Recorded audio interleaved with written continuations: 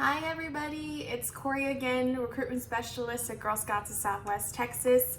I want to welcome you guys to another episode of our Girl Scout virtual book club. I am so excited. You have no idea how excited I am for this episode. Guess why? I'll give you a clue. I tried to dress appropriately. See? I have a prop. Do you know what it is yet? Do you know what it is? It is Harry Potter and the Sorcerer's Stone.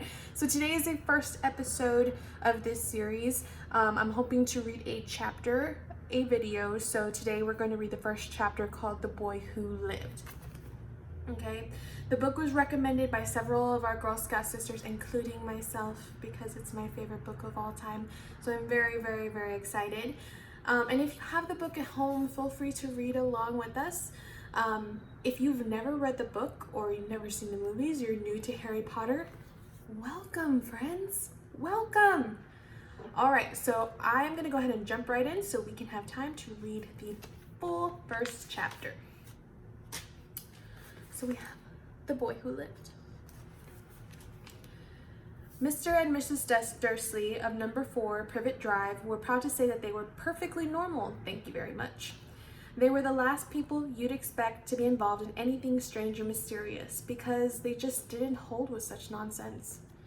Mr. Dursley was the director of a firm called Grunnings, which made drills. He was a big, beefy man with hardly any neck, although he did have a very large mustache. Mrs. Dursley was a thin and blonde and had been nearly twice the usual amount of neck, which came in very useful when she spent most of her time craning over garden fences and spying on neighbors. The Dursleys had a small son named called Dudley, and in their opinion, there was no finer boy anywhere. The Dursleys had everything they wanted, but they also had a secret, and their greatest fear was that somebody would discover it. They didn't think that they could bear it if anyone found out about the Potters. Mrs. Potter was Mrs. Dursley's sister, but they hadn't met for several years. In fact, Mrs. Dursley pretended she didn't even have a sister, because her sister and her good-for-nothing husband were as un-Dursleyish as it was possible to be. The Dursleys shuddered to think what the neighbors would say if the Potters arrived on the street. The Dursleys knew that the Potters had a small son too, but they had never even seen him. This boy was another good reason for keeping the Potters away. They didn't want Dudley mixing with a child like that. When Mr. and Mrs. Dursley woke up on the dull gray Tuesday, our story starts. There was nothing about the cloudy sky outside to suggest that strange and mysterious things would soon be happening all over the country. Mr. Dursley hummed as he picked out his most boring tie for work, and Mrs. Dursley gossiped away happily as she wrestled a screaming Dudley into his high chair. None of them noticed a large tawny owl flutter past the window. At 8:30, Mr. Dursley picked up his briefcase, pecked Mrs. Dursley on the cheek, and tried to kiss Dudley goodbye, but missed because Dudley was now having a tantrum and throwing his cereal at the walls. "Little tyke," chortled Mr. Dursley as he left the house. He got into this car and backed out of number 4's drive. It was on the corner of the street that he noticed the first sign of something peculiar, a cat reading a map. For a second, Mr. Dursley didn't realize what he had seen. Then he jerked his head around to look again. There was a tabby cat standing on the corner of Privet Drive, but there wasn't a map in sight. What could he have been thinking of? It must have been a trick of the light. Mr. Dursley blinked and stared at the cat. It stared back. As Mr. Dursley drove around the corner and up the road, he watched the cat in his mirror. It was now reading the sign that said Privet Drive. No, looking at the sign. Cats couldn't read maps or signs. Mr. Dursley gave himself a little shake and put the cat out of his mind. As he drove toward the town, he thought of nothing except a large order of drills he was hoping to get that day. But on the edge of town, drills were driven out of his mind by something else. As he sat in the usual morning traffic jam, he couldn't help noticing that there seemed to be a lot of strangely dressed people out. People in cloaks. Mr. Dursley couldn't bear people who dressed in funny clothes, the get-ups you saw on young people. He supposed this was some sort of stupid fashion, new fashion. He drummed his fingers on the steering wheel, and his eyes fell on a huddle of these weirdos standing quite close by. They were whispering excitedly together. Mr. Dursley was enraged to see that a couple of them weren't young at all. Why, that man had to be older than he was, and he was wearing an emerald green cloak. The nerve of him.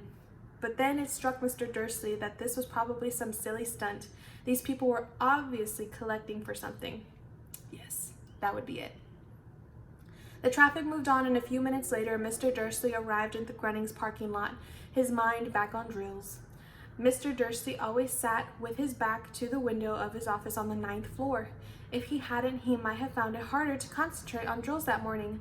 He didn't see the owls swooping past in broad daylight, though people down the street did. They pointed and gazed open-mouthed as owl after owl sped overhead. Most of them had never seen an owl even at nighttime. Mr. Dursley, however, had a perfectly normal owl-free morning. He yelled at 5 different people. He made several important phone calls and shouted a bit more. He was in a very good mood until lunchtime, when he thought he'd stretch his legs and walk across the road to buy himself a bun from the bakery.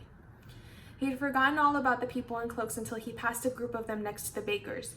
He eyed them angrily as he passed. He didn't know why, but they made him uneasy. This bunch were whispering excitedly too, and he couldn't see a single collecting tin. It was on his way back past them, clutching a large donut in a bag, that he caught a few words of what they were saying. The Potters, that's right, that's what I heard. Yes, their son, Harry. Mr. Dursley stopped dead. Fear flooded him, and he looked back at the whisperers as if he wanted to say something to them, but thought better of it. He dashed back across the road, hurried up to his office, snapped at his secretary not to disturb him, seized his telephone, and had almost finished dialing his home number when he changed his mind. He put the receiver back down and stroked his mustache, thinking, no, he was being stupid. Potter wasn't such an unusual name. He was sure there were lots of people called Potter who had a son called Harry. Come to think of it, he wasn't even sure his nephew was called Harry. He'd never even seen the boy. It might have been Harvey or Harold. There was no point in worrying Mrs. Dursley. She always got so upset at any mention of her sister. He didn't blame her if he'd had a sister like that, but all the same, those people in cloaks. He found it a lot harder to concentrate on drills that afternoon. When he left the building at 5 o'clock, he was still so worried that he walked straight into someone just outside the door.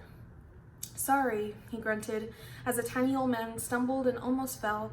It was a few seconds before Mr. Dursley realized that the man was wearing a violet cloak. He didn't seem at all upset about being almost knocked to the ground.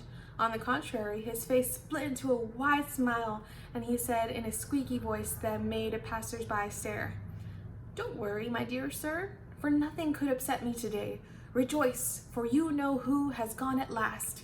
Even muggles like yourself should be celebrating this happy, happy day." And the old man hugged Mr. Dursley around the middle and walked off.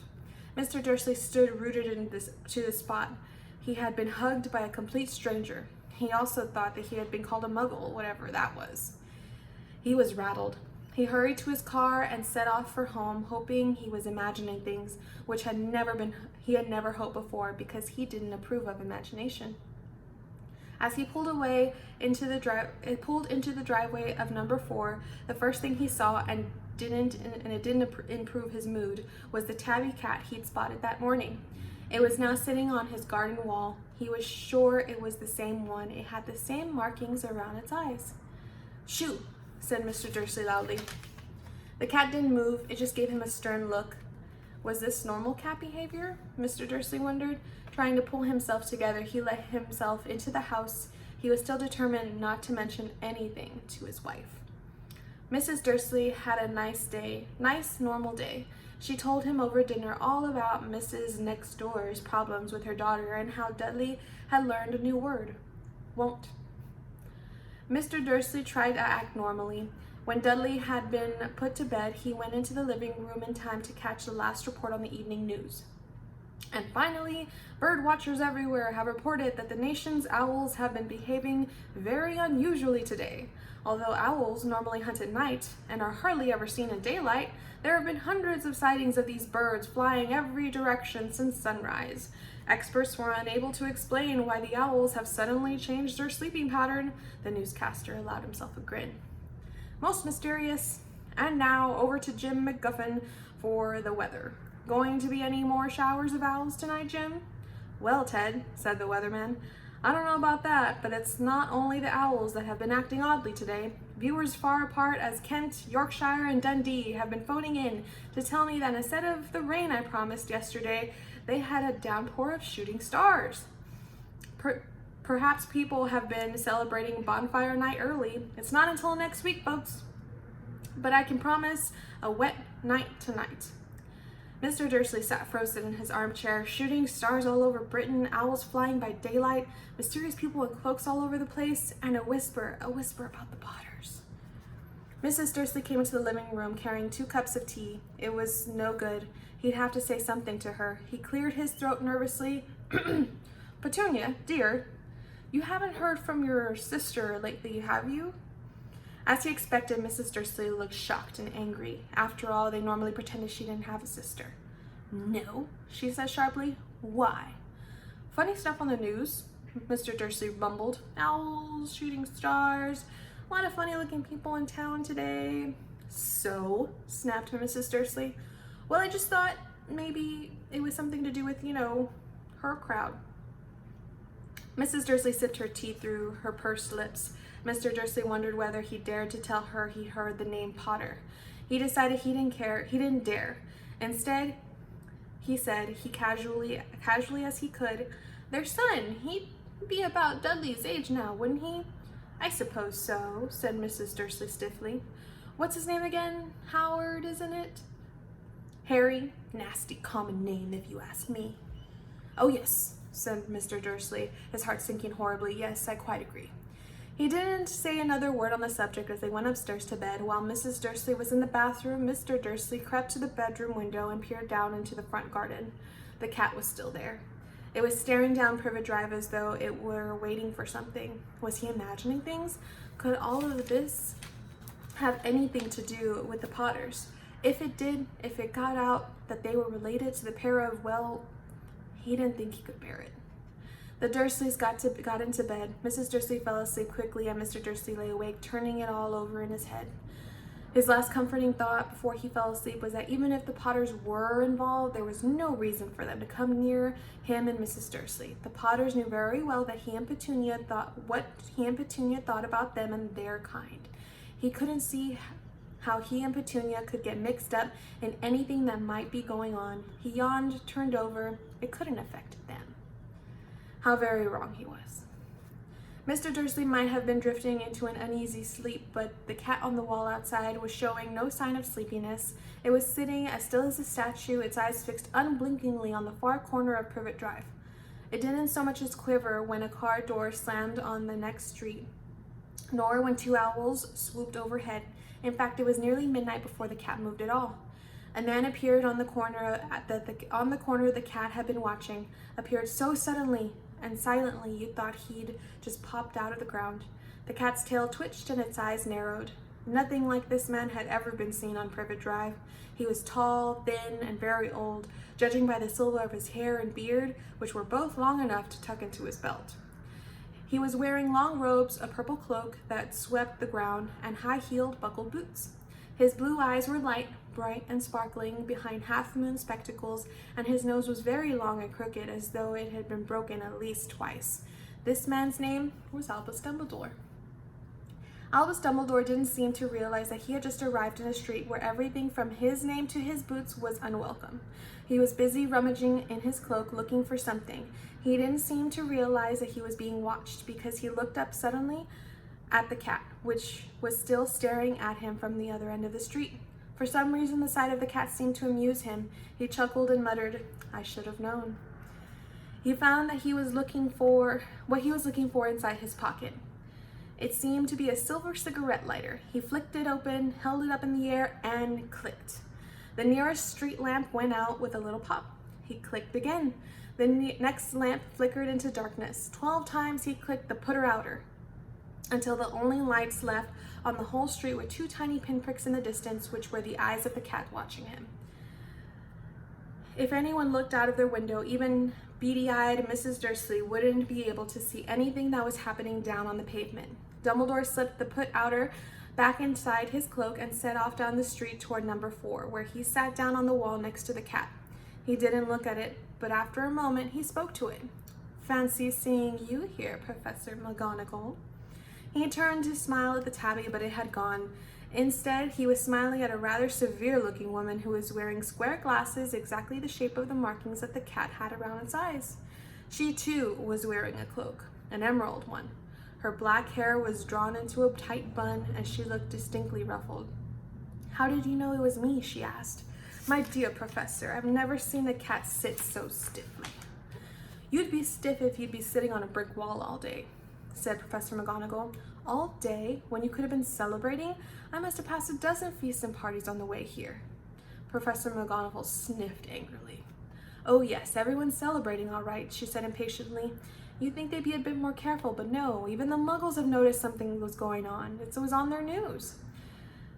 She jerked her head back at the Dursleys' dark living room window. "I heard it. Flocks of owls, shooting stars. Well, they're not completely stupid. They were bound to notice something. Shooting stars down in Kent, I'll bet that was Daedalus Diggle. He never had much sense." "You can't blame them," said Dumbledore gently. "We've had precious little to celebrate for 11 years. "I know that," Professor McGonagall said irritably, "but that's no reason to lose our heads. People are being downright careless, out on the streets in broad daylight, not even dressed in Muggle clothes, swapping rumors." She threw a sharp sideways glance at Dumbledore here, as though hoping he was going to tell her something, but he didn't, so she went on. "A fine thing it would be if on the very day you-know-who seems to have disappeared at last, the Muggles find out about us all. I suppose he really has gone, Dumbledore." "It certainly seems so," said Dumbledore. "We have much to be thankful for. Would you care for a lemon drop?" "A what?" "A lemon drop. They're a kind of Muggle sweet I'm rather fond of." "No, thank you," said Professor McGonagall coldly, as though she didn't think this was the moment for lemon drops. "As I say, even if you know who has gone, my dear Professor, surely a sensible person like yourself can call him by his name. All this you-know-who nonsense for 11 years, I have been trying to persuade people to call him by his proper name, Voldemort."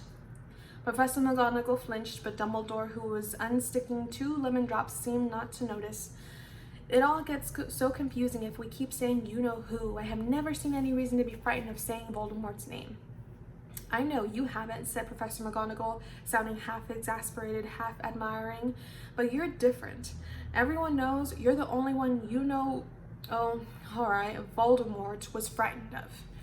"You flatter me," said Dumbledore calmly. "Voldemort had powers I will never have, only because you're too, well, noble to use them." "It's lucky it's dark. I haven't blushed so much since Madame Pomfrey told me she liked my new earmuffs." Professor McGonagall shot a sharp look at Dumbledore and said, "The owls are nothing next to the rumors that are flying around. You know what everyone's saying about why he's disappeared, about what finally stopped him." It seemed that Professor McGonagall had reached the point she was most anxious to discuss, the real reason she had been waiting on a cold, hard wall all day, for neither as a cat nor as a woman had she fixed Dumbledore with such a piercing stare as she did now. It was plain that whatever everyone was saying, she was not going to believe it until Dumbledore told her it was true. Dumbledore, however, was choosing another lemon drop and did not answer. "What they're saying," she pressed on, "is that the night Voldemort turned up in Godric's Hollow, he went to find the Potters. The rumor is that Lily and James Potter that they're dead." Dumbledore bowed his head. Professor McGonagall gasped. "Lily and James, I can't believe it. I didn't want to believe it. Oh, Albus." Dumbledore reached out and patted her on the shoulder. I know, he said heavily. Professor McGonagall's voice trembled as she went on. "That's not all. They're saying he tried to kill the Potter's son, Harry. But he couldn't. He couldn't kill that little boy. No one knows why or how, but they're saying that when he couldn't kill Harry Potter, Voldemort's power somehow broke, and that's why he's gone." Dumbledore nodded glumly. It's It's true, faltered Professor McGonagall. After all he's done, all the people he's killed, he couldn't kill a little boy. It's just astounding. Of all the things to stop him, but how in the name of heaven did Harry survive? Professor McGonagall, we can only guess, said Dumbledore. We may never know. Professor McGonagall pulled out a lace handkerchief and dabbed her eyes beneath her spectacles. Dumbledore gave a great sniff as he took a golden watch from his pocket and examined it. It was a very odd watch. It had 12 hands with no numbers. Instead, little planets were moving around the edge. It must have made sense to Dumbledore, though, because he put it back in his pocket and said, Hagrid's late. I suppose it was he who told you I'd be here, by the way? Yes, said Professor McGonagall, and I don't suppose you're going to tell me why you're here of all places. I've come to bring Harry to his aunt and uncle. They're the only family he has left now. You can't mean the people who live here, cried Professor McGonagall, jumping to her feet and pointing at number 4. Dumbledore, you can't. I've been watching them all day. You couldn't find 2 people who are less like us. And they've got this son. I saw him kicking his mother all the way up the street, screaming for sweets. Harry Potter come and live here? It's the best place for him, Dumbledore said firmly. His aunt and uncle will be able to explain everything to him when he's older. I've written them a letter. A letter, repeated Professor McGonagall faintly, sitting back down on the wall. Really, Dumbledore, you think you can explain all of this in a letter? These people will never understand him. He'll be famous, a legend. I wouldn't be surprised if today was known as Harry Potter Day in the future. There will be books written about Harry. Every child in our world will know his name. Exactly, said Dumbledore, looking very seriously over the top of his half-moon glasses. It would be enough to turn any boy's head. Famous before he can walk and talk. Famous for something he won't even remember.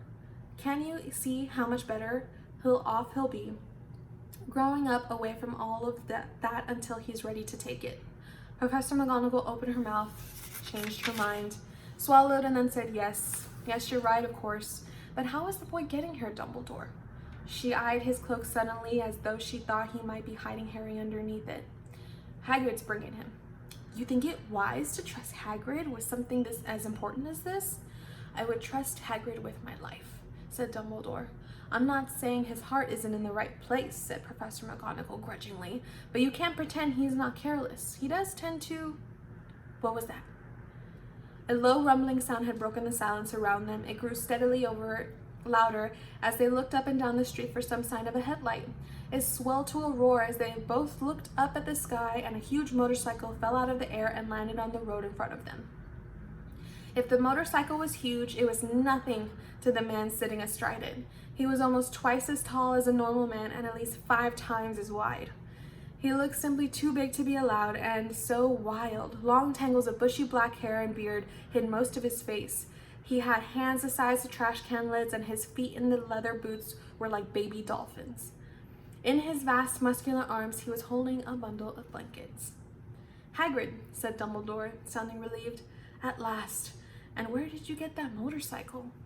Borrowed it, Professor Dumbledore, sir, said the giant, climbing carefully off the motorcycle as he spoke. Young Sirius Black lent it to me. I've got him, sir. No problems were there? No, sir. House was almost destroyed, but I got him out all right before the muggles started swarming around. He fell asleep as we were flying over Bristol. Dumbledore and Professor McGonagall bent forward over the bundle of blankets. Inside, just visible, was a baby boy fast asleep. Under a tuft of jet black hair over his forehead, they could see a curiously shaped cut like a bolt of lightning. Is that where? whispered Professor McGonagall. Yes, said Dumbledore. He'll have that scar forever. Couldn't you do something about it, Dumbledore? Even if I could, I wouldn't. Scars can come in handy. I have one myself above my left knee that is the perfect map of the London Underground. Well, give him here, Hagrid. We better get this over with. Dumbledore took Harry in his arms and turned toward the Dursleys' house. Could I say goodbye to him, sir? Asked Hagrid. He bent his great shaggy head over Harry and gave him what must have been a very scratchy, whiskery kiss. Then, suddenly, Hagrid let out a howl like a wounded dog. Shh, hissed Professor McGonagall. You'll wake the muggles. Sorry, sobbed Hagrid, taking out a large spotted handkerchief and burying his face in it, but I can't stand it. Lily and James dead, and poor little Harry off to live with muggles. Yes, yes, it's all very sad, but get a grip on yourself, Hagrid, or you will be found, Professor McGonagall whispered, patting Hagrid gingerly on the arm as Dumbledore stepped over the large garden wall and walked to the front door. He laid Harry gently on the doorstep, took out the letter out of his cloak, tucked it inside Harry's blankets, and then came back to the other two. For a full minute, the three of them stood and looked at the little bundle. Hagrid's shoulders shook, Professor McGonagall blinked furiously, and the twinkling light that usually shone from Dumbledore's eyes seemed to have gone out. Well, said Professor Dumbledore finally, that's that. We've no business staying here. We may as well go and join the celebrations. Yeah, said Hagrid in a very muffled voice. I'd best get the bike away. Good night, Professor McGonagall. Professor Dumbledore, sir. Wiping his streaming eyes on his jacket sleeve, Hagrid swung himself onto the motorcycle and kicked the engine into life. With a roar, it rose into the air and off into the night. I shall see you soon, I expect, Professor McGonagall, said Dumbledore, nodding to her. Professor McGonagall blew her nose in reply. Dumbledore turned and walked down the street. On the corner, he stopped and took out the silver put-outer. He clicked it once, and 12 balls of light sped back onto the street lamps for that privet drive. So that privet drive glowed suddenly orange, and he could make out the tabby cat slinking around the corner at the end of the street. He could just see the bundle of blankets on the step of number 4. Good luck, Harry, he murmured. He turned on his heel, and with the swish of his cloak, he was gone. A breeze ruffled the neat edges of Privet Drive, which lay silent and tidy under the inky sky, the very last place you'd expect astonishing things to happen. One small hand closed. Harry Potter rolled over inside his blankets without waking up. One small hand closed on the letter beside him, and he slept on, not knowing he was special, not knowing he was famous, and not knowing that he would be woken in a few hours' time by Mrs. Dursley screaming as she opened the front door to put out the milk bottles, nor that he would spend the next few weeks being prodded and pinched by his cousin Dudley. He couldn't know that at this very moment, people meeting in secret all over the country were holding up their glasses and saying in hushed voices, "To Harry Potter, the boy who lived." And that is chapter 1, The Boy Who Lived. Ooh. So today, instead of doing discussion questions for our reading, we're actually going to have trivia questions. So I hope you are paying attention. Trivia question number 1. Put your answers in the comments below, okay? So trivia question number 1. In the book, Dumbledore used a put-outer to change the lights around Privet Drive. Does anyone know the real name of this device? It has a name. It comes out later in the series, but it has a name. So again, in the book, Dumbledore used a put-outer to change the lights around Privet Drive. Does anyone know the real name of this device? Question number 2. What is the name of the place where Mr. Dursley works? What is the name of the place where Mr. Dursley works? Question number 3. Who lent Hagrid the motorcycle? Again, question number 3. Who lent Hagrid the motorcycle? Remember, put your answers in the comments below and I will be sure to message back. Today, for our virtual book club challenge, really simple. I want all of you to make your own Harry Potter bookmark. You can use anything from around the house, crayons, magazine clippings, whatever you want. You can draw pictures, you can put a quote on it. This one is mine. So I used just a piece of paper, some crayons, markers, and I put my favorite Harry Potter quote on it. And my quote is, "Happiness can be found even in the darkest of times, if one only remembers to turn on the light." So it's about, when you're not feeling great, you're in a bad mood, things are happening, and you just feel really down, you have to remember that you can turn that around and you can make things positive. Okay, so it's my favorite quote, always something I try and go by. So I want you to make your bookmark, okay, and I want you to take a picture of it and put it in the comments below. Remember, if you have books that you want to have featured in future book club meetings, I need the name of the book, your name, and where you're from in the comments below to be added to our Girl Scout book club list. And if you'd like to learn more about the Harry Potter universe, you can always visit, with your parents' permission, www.pottermore.com. Here you'll be able to learn all things about Harry Potter. You can create your own account where you can take quizzes, learn about your Patronus, you can learn what house you'll be sorted in, which we'll get to in a future meeting. You can learn about lore, Everything you can think of Harry Potter is on that site. So I highly, highly suggest it. Please keep an eye out for more book club postings on our social pages. I love hearing from all of you, and I love that we're reaching so many parts of the country and for some parts of the world. So I really do appreciate it, and I hope you guys are liking it. Again, share with everyone. Book club is for everybody. You do not have to be a Girl Scout to participate in the Girl Scout virtual book club meetings. So share, comment, tag your friends, tell everyone. We want everybody to join. All right, you are all awesome. Thank you. Keep up the good work, guys. Bye.